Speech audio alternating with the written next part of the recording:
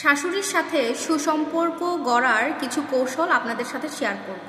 Number 1, বিয়ে হওয়ার পরপরই সংসারের নিয়ন্ত্রণ নেওয়ার চেষ্টা মনের ভুলেও করবেন না। শাশুড়ির গড়ে তোলার সংসারটাকে মন থেকে সম্মান করার চেষ্টা করুন এবং শাশুড়িকে পরিবারের অপরিহার্য একটা অংশ হিসেবে গ্রহণ করুন।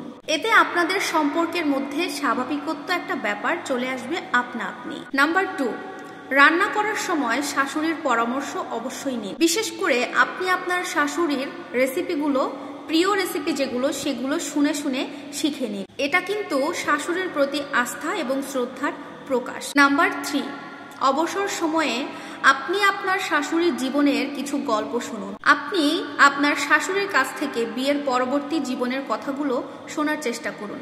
এতে আপনার শাশুড়ি নিজেকে মূল্যবান মনে করতে পারে এবং আপনাদের শাশুড়ি বৌমার মধ্যে সম্পর্ক অনেকটাই গভীর হয়ে যাবে। নাম্বার 4, আপনি আপনার শাশুড়িকে ইসলামের বই অথবা তার প্রিয় কোনো জিনিস তাকে উপহার দিন। এটা শুধু ধর্মীয় চর্চাই নয়, তার রুচিকে সম্মান করারও একটা মাধ্যম। নাম্বার 5, মার্কেটে গিয়ে যখন নিজের জন্য কোনো জিনিস কিনবেন, অবশ্যই আপনি আপনার শাশুড়ির জন্য ছোট্ট কিছু হলেও কিনে আনুন। এতে আপনার শাশুড়ি মনে করবেন আপনি তাকে ভুলে যাননি। নাম্বার 6, একসঙ্গে আহারের অভ্যেস।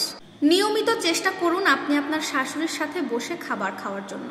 এতে করে আপনাদের পারিবারিক ঐক্য আর ঘনিষ্ঠতা বাড়াতে সাহায্য করবে। নাম্বার 7, মাঝে মধ্যেই আপনি আপনার শাশুড়ির চুলটা একটু আঁচড়ে দিন অথবা চুলে তেল দিয়ে দিন। ছোট্ট এই স্পর্শটা আপনাদের মধ্যে স্নেহের একটা বন্ধন তৈরি করবে। নাম্বার 8, আপনার আত্মীয় স্বজন অথবা আপনার মায়ের কাছে আপনার শাশুড়ির গুণগান সম্পর্কে একটু বর্ণনা করবেন। এতে করে আপনার শাশুড়ির প্রতি আপনার শ্রদ্ধা আরো প্রকটভাবে বেড়ে যাবে। নাম্বার 9, ধৈর্যের পরীক্ষায় উত্তীর্ণ হওয়ার জন্য চেষ্টা করুন। কোনো কারণে যদি আপনার শাশুড়ি চেঁচিয়ে ওঠে বা আপনাকে একটু গালমন্দ করে ফেলে, সেই মুহূর্তে আপনি কোনো প্রতিক্রিয়া দেখাবেন না, বরং আপনি চুপ করে থাকবেন। আপনার শাশুড়ি রাগ পড়ে গেলে বা শান্ত হয়ে গেলে তখন তিনি নিজেই ব্যাপারটা বুঝতে পারবেন এবং আপনার সাথে এসে কথা বলবেন, সবকিছু আগের মতোই করে নেবেন। নাম্বার 10, অসুস্থতায় যত্ন এবং সেবা। আপনার শাশুড়ি যদি অসুস্থ হয়ে পড়ে তাহলে অবশ্যই তার পাশে থাকুন। আপনি যদি কোনো সময় বাসা থেকে বাইরে যাওয়ার দরকার পড়ে তাহলে অবশ্যই শাশুড়ির কাছ থেকে একটু পারমিশন নেওয়ার চেষ্টা করেন।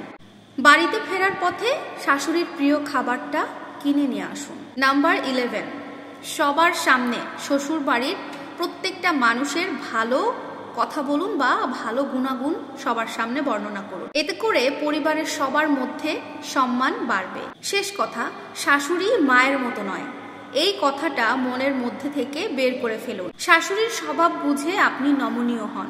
খেয়াল করে দেখবেন আপনাদের সম্পর্কের ভেতরে নতুন একটা প্রাণ চলে আসবে, যে সম্পর্ককে কখনো তিক্ততা বলে মনে হবে না। আমার মনে হয় প্রত্যেকটা শাশুড়ি আর বৌমার মধ্যে এত সুন্দর একটা সম্পর্ক থাকা উচিত।